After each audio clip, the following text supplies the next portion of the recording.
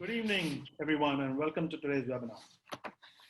My name is Karim Halani, and I welcome you on behalf of the Arhan Economic Planning Board, Ismaili Business Network Group, and Real Estate Alliance. I welcome you all today. We would like to thank you all for taking time out of your schedules and joining us for our fifth webinar. The opinions and views expressed by our speaker is his personal view and is intended to be shared as current information with members of the Ismaili community on the basis of present knowledge. We are delighted to present today's webinar, which will focus on the Dubai real estate industry. It's my privilege to introduce today's speaker, Mr. Mohammad Khadr Alda. Mr. Mohammad was born in Dubai and received his master's in engineering from the University of Oxford. His first role after that was as a structural engineer with global consultant Aero, based in the UK. He's a member of the UAE Society of Engineers and a fellow of the Institution of Structural Engineers. In today's webinar, we will be having a discussion with Mr. Mohammad. Mr. Mohammad joined Dubai Land Department in 2009 as the head and founder of the Real Estate Appraisal Center and authored the Emirates book Valuation Standards. He has been working since 2013 as the Survey Department Director and responsible for auditing the construction of all the freehold construction in Dubai to protect the rights of all parties. He has been elected as Vice President of the Institution of Structural Engineers for 2020-2021. We thank Mr. Mohammad for taking time out of his schedule and sharing his views with us. At the end of my discussion with Mr. Mohammad, we would urge you to ask questions by typing them out in the QA window on your screen. You can do this by clicking on the Q&A icon on the taskbar. The speaker will be answering as many questions as possible. Once again, thank you for joining us today. Let us now start our discussion with Mr. Mohammad. Mr. Mohammad, thank you once again for joining us today. We appreciate your taking your time out and sharing your opinions and your views and your knowledge with us. Mr. Mohammad, I would like to start off with a very basic question. In this COVID-19, is Dubai Land Department fully functional? First of all, good evening, everyone. Ramadan Kareem to everyone, and thank you for inviting me. It's an honor to be with you today, virtually, hopefully in person next time. And I hope everyone will benefit from this. As mentioned, yeah, this is my own personal opinions and based on what we know at the moment, because things are changing by the day. Going to the topic of our discussion, the government in Dubai, especially in UAE in general, has always been focused on opening up, the country as much as possible to foreign investment, making it easy to do business, encouraging talent and encouraging investment. So having, let's say contactless and online transaction is one of our kind of key goals. And to that effect, in 2018, an initiative was launched called 10X by His Highness the Crown Prince of Dubai. And the 10X initiative was basically to take us 10 years into the future today. So what we did is we did a lot of brainstorming and to look at various initiatives, because at the time, remember, and especially people who work in the real estate market in Dubai will know that if you want to do any transaction, you have to physically go to the land department with both parties like buyer and seller and take all the passports and IDs and all of that and power of attorney. And then one document is not ready, you have to go and, it's a hassle. So what the initiative basically entailed was that we will allow everything to be online using, your mobile phone. And then, for example, you can have an investor in Singapore selling his property to an investor in Brazil without them having to meet. That's the idea. And we realize the limitations of personal contact, and in this open and globalized world, we need something better. So we are fully functioning. A lot of the things are now online. What is not online is dealt by email or even video conferencing. And you can access more services from our website and the application. So I think we're there. And if things don't work, we're generally a phone call away. So hopefully shouldn't be much problems for our customers. Yes, it's good to know. As the Dubai freehold industry is such a young industry, and the land department has always been very upfront and bringing out new initiatives for the benefit of the investors, and I think that's been greatly appreciated. With COVID-19 and with the lockdown of everybody for the last 3-4 weeks, and maybe for another few weeks with 30% operations, how has that affected the transfers at the land department? Well, it's definitely slowed things down for two reasons. I think market sentiment is really affected. So people who already have deals in place, I guess they will want to go ahead, but maybe some of them are thinking twice about it. People who are prospective buyers or sellers in the market, especially the buyers, are maybe taking a bit more time before they go ahead. I think we've had some challenges with the banking sector, and maybe the offering of credit and loan finance will definitely lubricate the market. I think there have been some challenges there, but we're overcoming those. And in terms of the services that we have, obviously, human beings, we don't like to change things. We like a certain way of doing things. So a lot of people, even though we have had an assortment of online services for a number of years, people still want to come to the land department. They still want to talk to someone. They still want to shake your hand. So the fact that all of the offices are shut down and you're forced to do things online, it makes some people unhappy. So we've had to deal with that, and we've had to, for example, our call center is seeing double, even triple the amount of calls. A lot of the questions are coming for Ijari, for example. So there's not that much maybe stress on the sale of properties as much as the rentals. And as you know, that there was a decision from the government to stop the evictions. So even those who are residential evictions. I don't know about commercial. So the whole point is to force people to stay at home, so they don't have to worry about having to leave for whatever reason. So it's been a change, and like any change, there's an adjustment period. But I think we're coping relatively well. Do you think because of COVID-19 and obviously the challenges what you're facing, the asset class of investment might shift? Earlier it was more tourism and residential. Do you think that might change? I think, our work maybe is as regulators. So we only tend to see the investment side when things go wrong.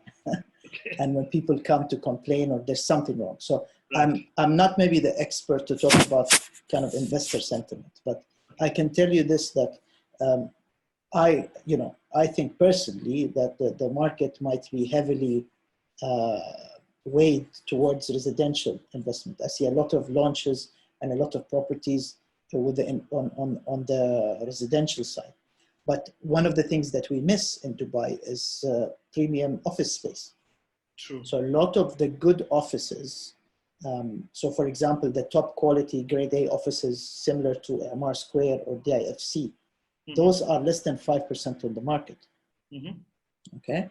And as you might be aware, new developments like the ICD Brookfield, a lot of institutional investors are very interested about that, because it's a one new building in a very limited market. So it's not like Amar's building number 64 or the Max building number 23 or Azizi's building number 5 million or something.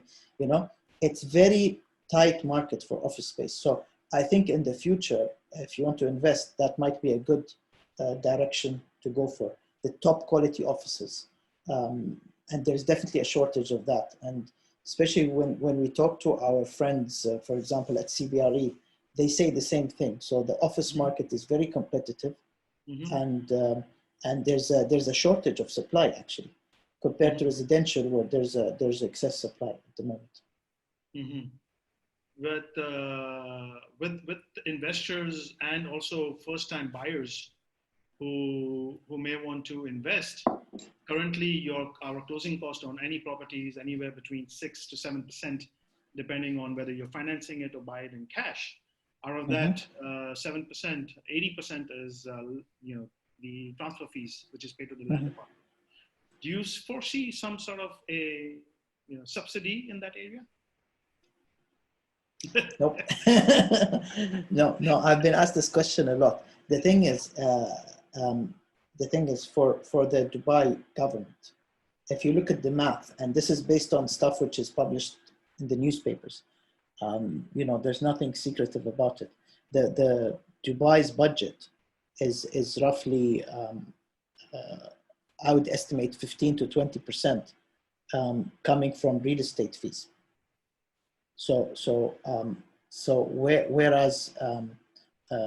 Whereas our, well, it might be a bit less than that, but we're roughly,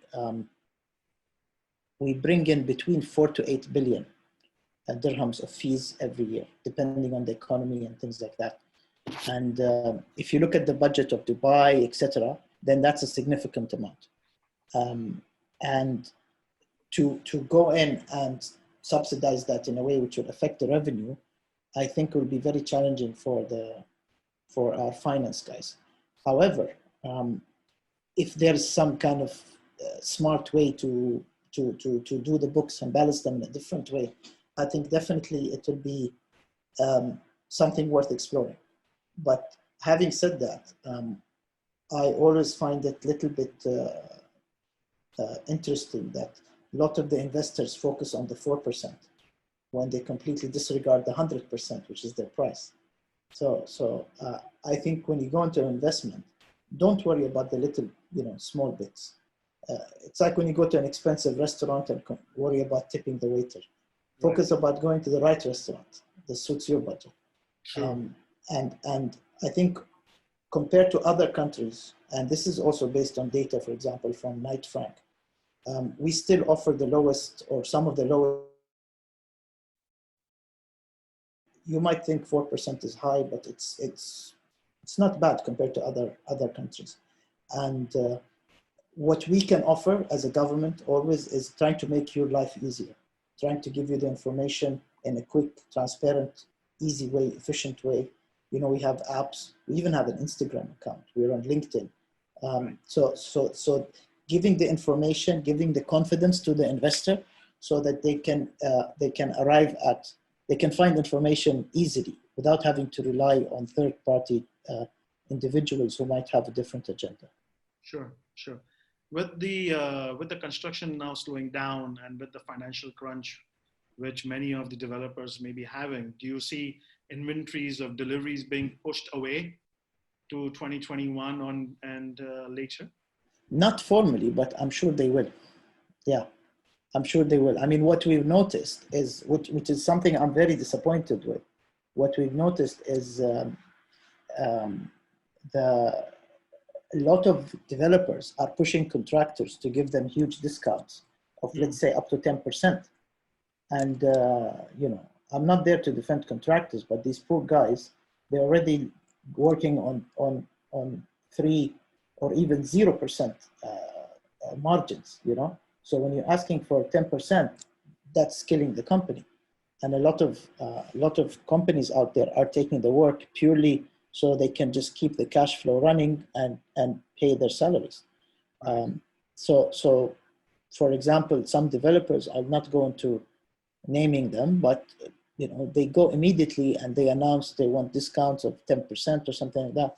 That doesn't help, because if you've noticed, I'm sure people will agree with me on this, but our economy in Dubai is underpinned two main industries, and oil is not one of them. So we've got the real estate / construction side, and then we've got the transport / tourism / Emirates Airlines and all of that.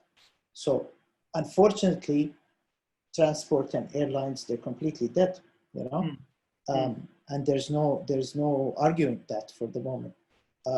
And if you've noticed the real estate side, although lots of things slow down in the real estate market, and by real estate, I mean any completed project, the construction sector, or anything under construction, is still booming. Compared to the rest. So when the government announced the lockdown procedures and everything, the only industry that was exempted was construction. That's right. And the reason for that is pure economics. We cannot afford to let that industry go. So that shows how important it is to the economy. So there are challenges, and you will see things being delayed and postponed. But I still think there's a lot of positive, and you just have to be smart and find it. Going towards first home buyers who might be wanting to buy in this depressed market because the prices are good, that's one option. The other option is obviously rent to own option. Once upon a time, Union Properties at the outset did some rent to own options when obviously market changed, and then that stopped. Do you foresee developers coming out with rent to own options in order to push their off-plan sales or even their unsold properties? Rent to own, you have to define what you mean by rent to own. In my opinion, in the market we have in Dubai, it's really a financial thing. So it's up to the developers and the banks coming together to offer something attractive to the investors. I don't think too much, we need to get involved as a government with that. It's the market trying to sort itself out to offer a product which is attractive. Our job is to regulate the buildings during construction and when they're finished, but we don't get involved in the activity. The government will never go in and tell you the rent will be this much, or you should build this much. I mean, even now, I'm sure you heard about the Supreme Real Estate Committee. Yes. For example, the private developers are not part of it. So you can still, the big boys are involved, so Emar and Nakhil, etc. But you can still go and buy a piece of land, build it, and then sell the units. And no one will tell you anything. The government will not stop you.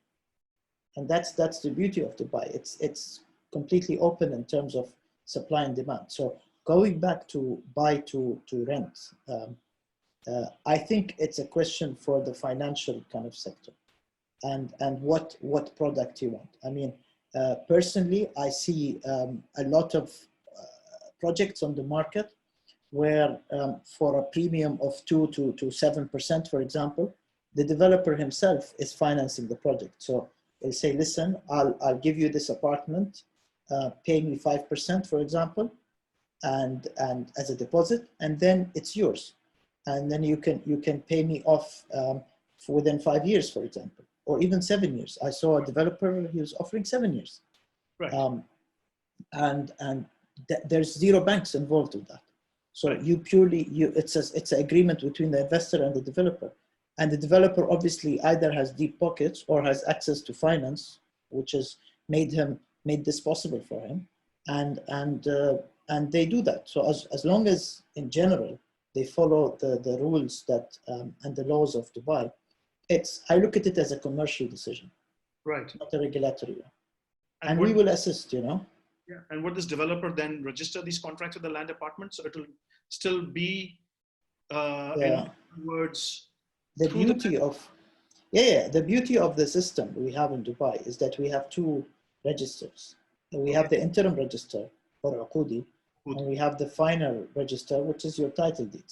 So for any project that you pay even 1% price, you will then register it in Uqudi, which is the interim register. Okay. So a lot of these properties will go into that register, which will allow the investor some peace of mind that it is registered, and will ensure that the developer cannot go and change things and double sell or whatever. So it will go into that interim register from between 1 to 99% of payment. And then once it's fully paid, it will go into a final register and a title deed will be issued. And as long as the developer is happy to release the unit, because like I said, there are developers out there taking 5% deposit and then giving you your keys. Right. So you can go and rent it out immediately. And those deals are still there even today. So, right. We are there in that we secure the registration process and we make sure that everything checks out, but we don't get involved in the financial details. You know, that's a commercial decision. Right. Would the land department in any way control the supply?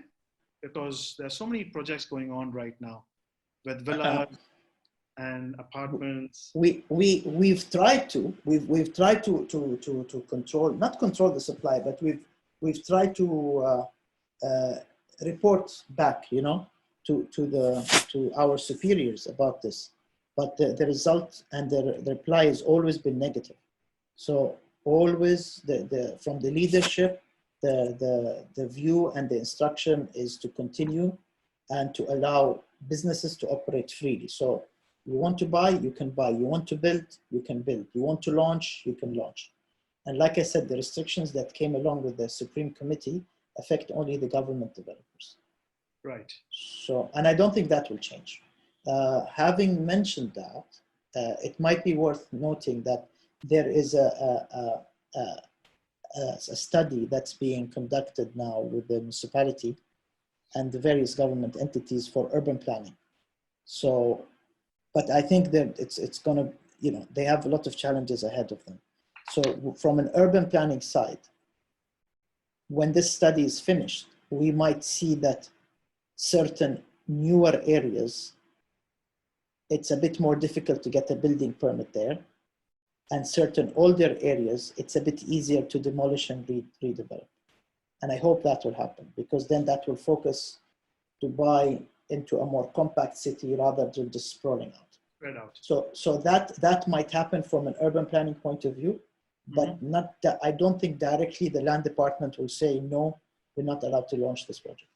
Right, right. Going back to transfers, what you earlier mentioned. Now let's suppose if I am an owner sitting in Brazil and I want to sell my property here, but I cannot fly to Dubai, and I don't have my power of attorney in Dubai either. Will the app, what you were talking about earlier, would facilitate that transfer? Yes. And would the land department become a quote unquote, you know, an escrow for the funds? Yes.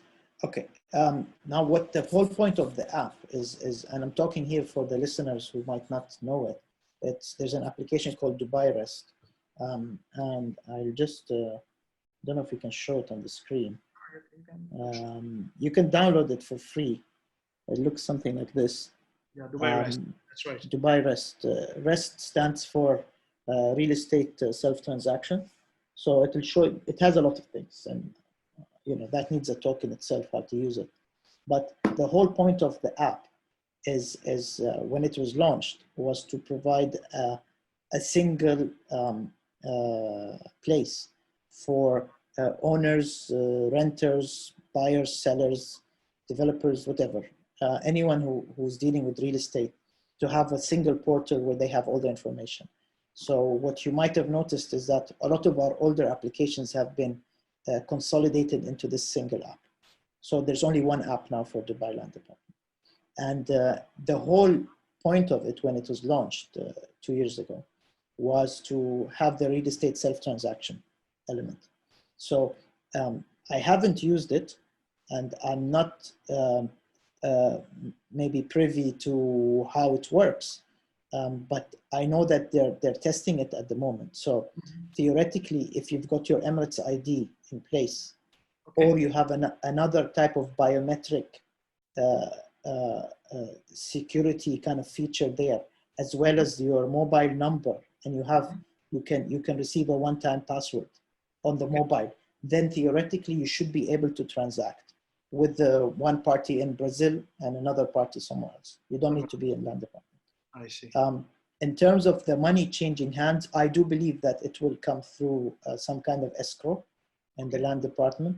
But like I said, we haven't properly kind of tested it out. But that's the whole, that's the direction we're going towards. Right. And I think things like COVID-19 will speed these things up. Exactly. There will be more focus to do that. Yeah, definitely. IT-related matters are being speeded up, like working from home. Who would have thought that there's so much of comfort from both parties, employers and employees, and having that trust in the employee that the employee is actually working from home and happening that. Going to some of the audience, maybe owners of properties, and with the rents being depressed, they are also obviously paying their home maintenance fees, which is obviously looked after by the land department. And what do you think will happen? Because a lot of amenities are not being used now. Do you see a curtail in the annual maintenance fee, which a homeowner pays? Is that for service charges? Service charges, yes. No, I don't think so. Because again, I think this would have to be looked at with a legal perspective, not exactly from a regulatory perspective, because our job is purely regulatory. So we take the existing laws and regulations and we enforce them and apply them. We don't actually make kind of decisions on changing them. So when we find that some laws or procedures are out of date, we will then try to update the laws.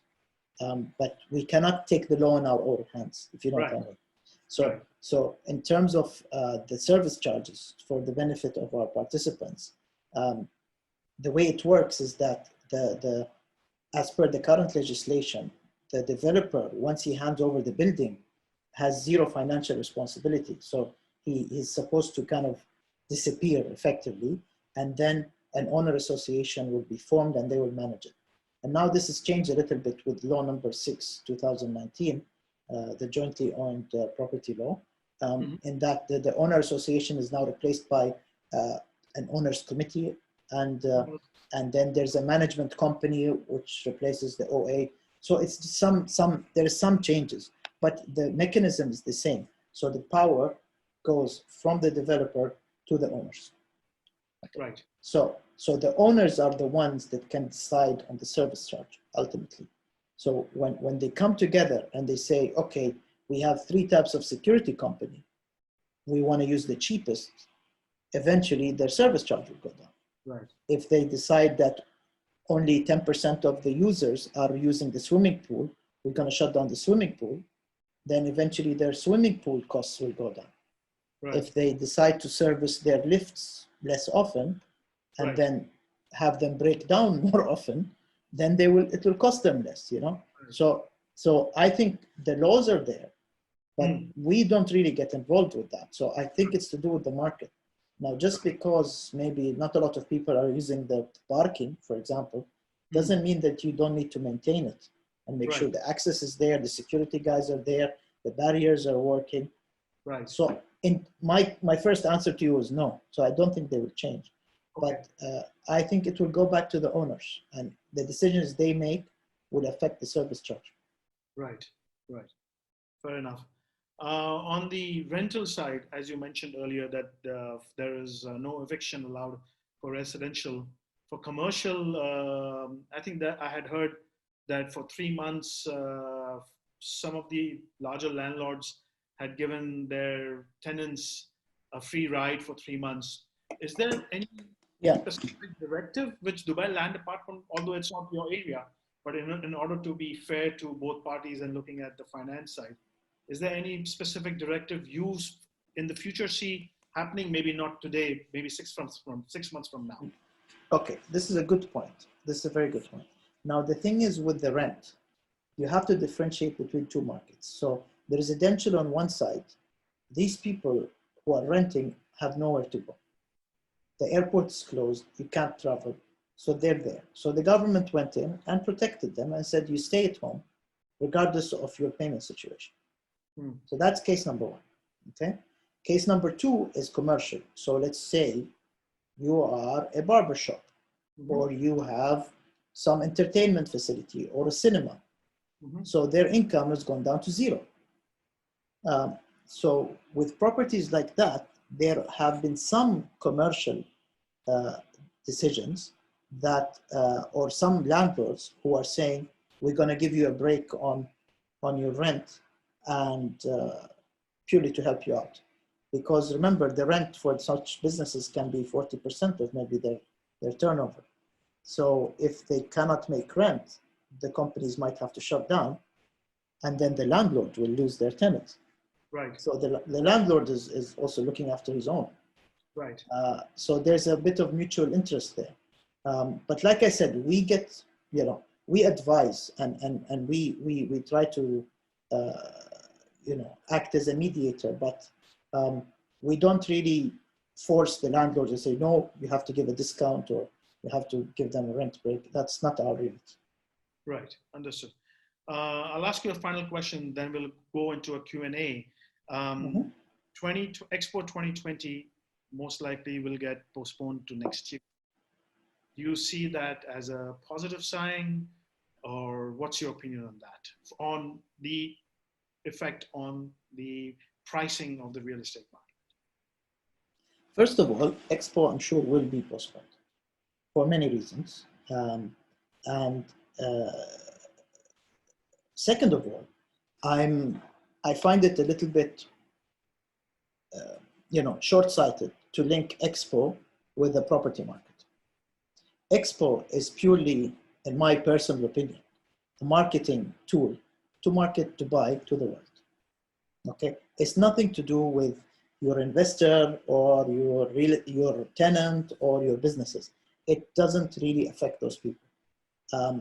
It will have some effect in a short period of time on construction, I guess, and people like Emirates will be very happy with Expo.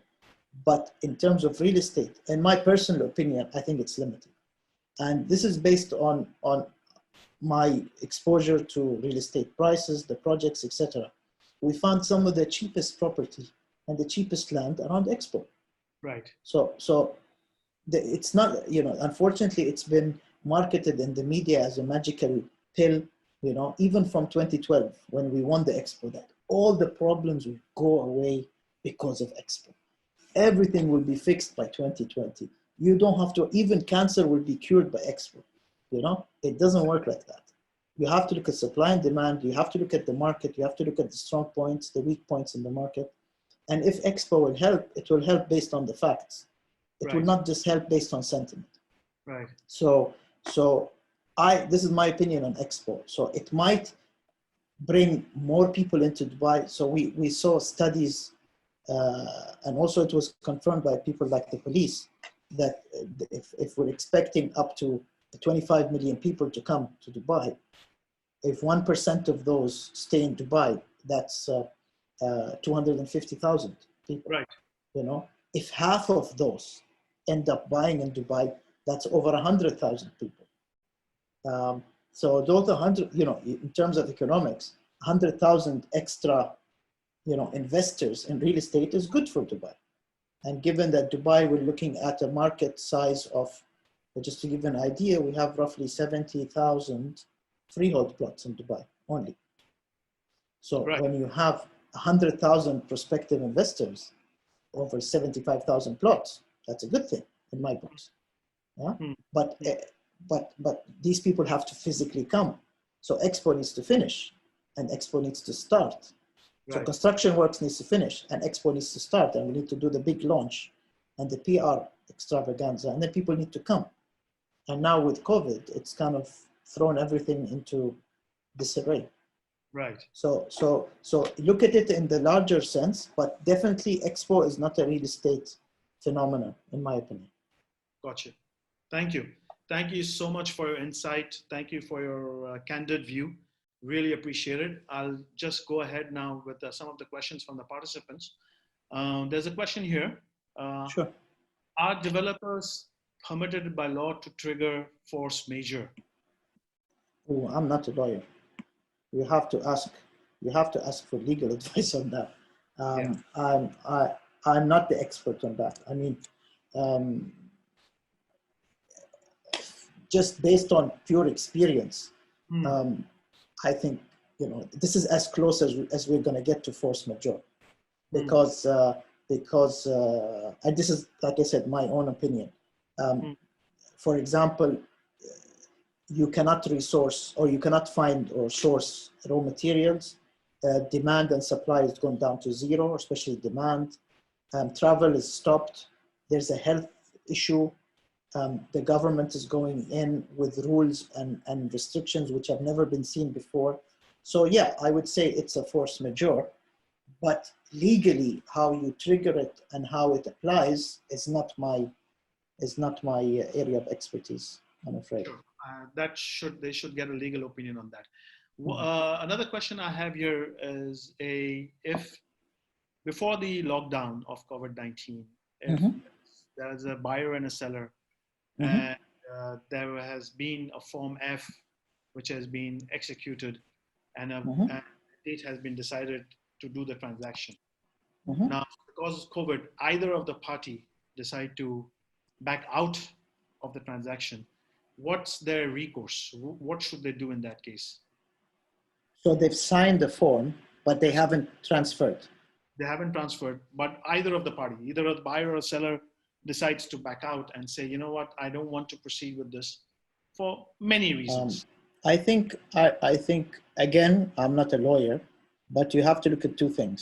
You have to look at the contract and what has been agreed between them in terms of pulling out, and also you have to look at the money. Hmm. So if sometimes the contract between them will give them 30 days to complete, for example. So if that period expires, then the contract is off. Right. So what they can argue is that, oh, within this 30 days, the COVID virus has caused a lot of chaos in the market. I'm not happy with the price. That's it. So that's one way. Another thing I would say is in terms of the payment. So Mm-hmm. sometimes some security check will be given, etc. So Right. worst case scenario, if one of the parties is willing to sacrifice whatever deposit they've paid, then that's their decision. Right. Um, or if they're trying to, get it back, again, it's really between both parties. And like I said, it becomes a legal issue. But and as long as there's no title deed issue, we Correct. can't really we can't really advise on that. It's really between the parties, and if they disagree, it becomes a legal issue. Mm-hmm. Gotcha. Understood. Um, there is a rental question, and Mhm. I think this question is if a tenant has lost his job and now have informed the landlord that they have lost a job and waiting to go back home once the flights commence, the landlord is enforcing the 2-month penalty clause. What should he do in this matter? The tenant.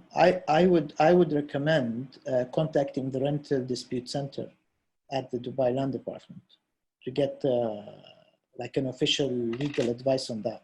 But my understanding is that that the tenant should try to pay his rent or her rent.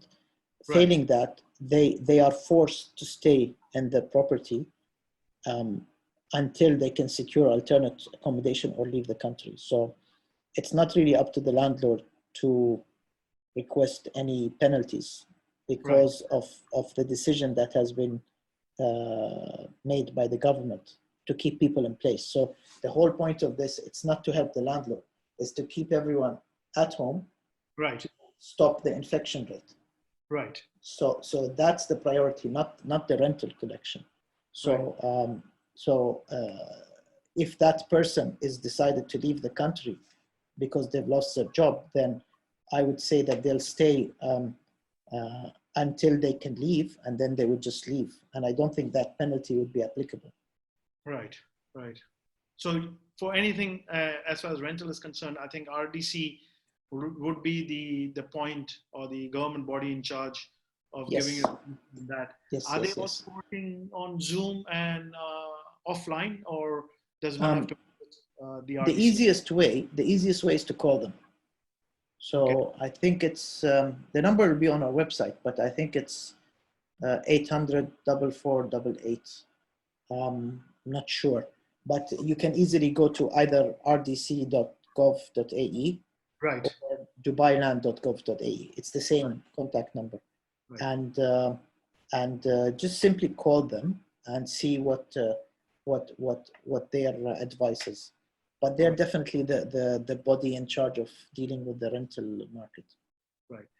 Going back, there's a question going back to your comment initially regarding luxury commercial space, and you mentioned that there's only 5% in the market of high-end commercial available. With this new phenomena of working from home, do you think it will adversely affect the commercial market? No, I don't think so. In terms of commercial real estate, especially I wouldn't say luxury, and I'd say the high end, or they call it the Class A offices. Okay.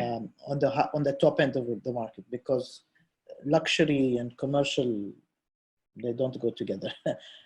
But I think there will still be demand for those offices, just because of the geopolitical situation we have in the Gulf. So a lot of international companies still want to have headquarters in Dubai, and people still want to live in Dubai. They still want to keep their kids in schools in Dubai and all of that. So until that changes, I think there will still be demand for office space. Right. On the other hand, in terms of working from home, you as far as I'm aware, you still need an office and a trade license, etc., to have a business. Right. So the offices will still be there. I just think the way we'll use them will change.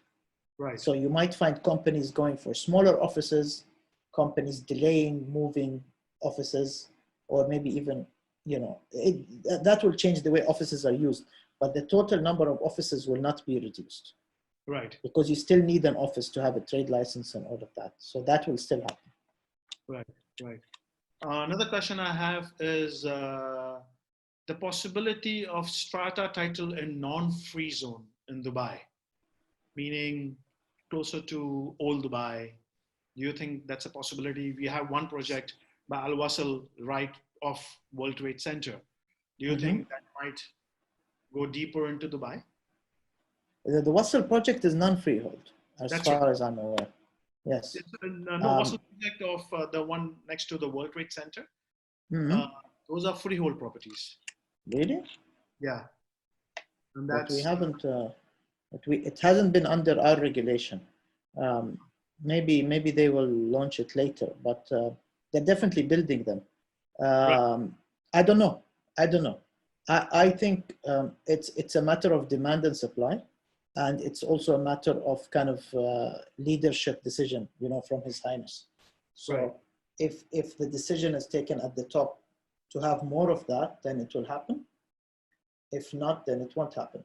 And it is worth mentioning that certain businesses still prefer to rent offices in non-freehold buildings, not because of the location, but right. because there's a single landlord who will generally take care of his building. And this has come to me from various sources. So a lot of the nicer buildings, for example, in Business Bay, right. are actually empty right. because there's an issue with the owner association, and there's an issue with the management company, and 60% of the service charges are not paid, and it's a mess. So thank you very much. I'm going to leave the freehold property. I'm going to go for non-freehold, where I have a solid local landlord, and right. he's going to maintain the building as long as I pay him my rent. So right. it's less variables, and it's more secure. Right, right. So that's against, that goes against maybe having more freehold property. So right. you have to look at it from both sides. And this is the feedback we're getting from the market.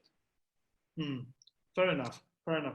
Mr. Mohammed, thank you so much. It's been a pleasure talking to you. There have been so many questions, and I think we will have to park them aside and try and answer them at a later stage.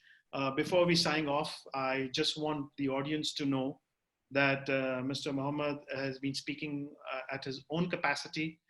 The views he's shared are his own personal views, and it should be taken at that. We have tried to be as broad as possible to cover as many areas as possible. We may not have done everything, but inshallah, as Mr. Mohammed said, we will see him in person at the Ismaili Center in the future. Mr. Mohammed, once again, thank you so much for taking out the time and sharing your insights, sharing your information with us and being candid about it. We really appreciate it. Whatever questions have not been answered, we will try and provide you an answer by email in the future. I'd just like to make an announcement that the AKEPB Economic Planning Board has put together resources and information which are available on the Ismaili microsite. Please note the microsite is regularly updated for the benefits of the community, so please do visit it regularly. As soon as you exit the webinar, you will receive a link to our survey. We request and encourage you to complete and submit this and share topics of interest and comments for further improvement. Mr. Mohammed, once again, thank you so much for taking out the time. Much appreciated. Thank you. And you have a great evening. Thank you everybody for attending. Have a great evening. Stay home, stay safe. Thank you very much. Thank you, Mr. Mohammed. Thank you so much.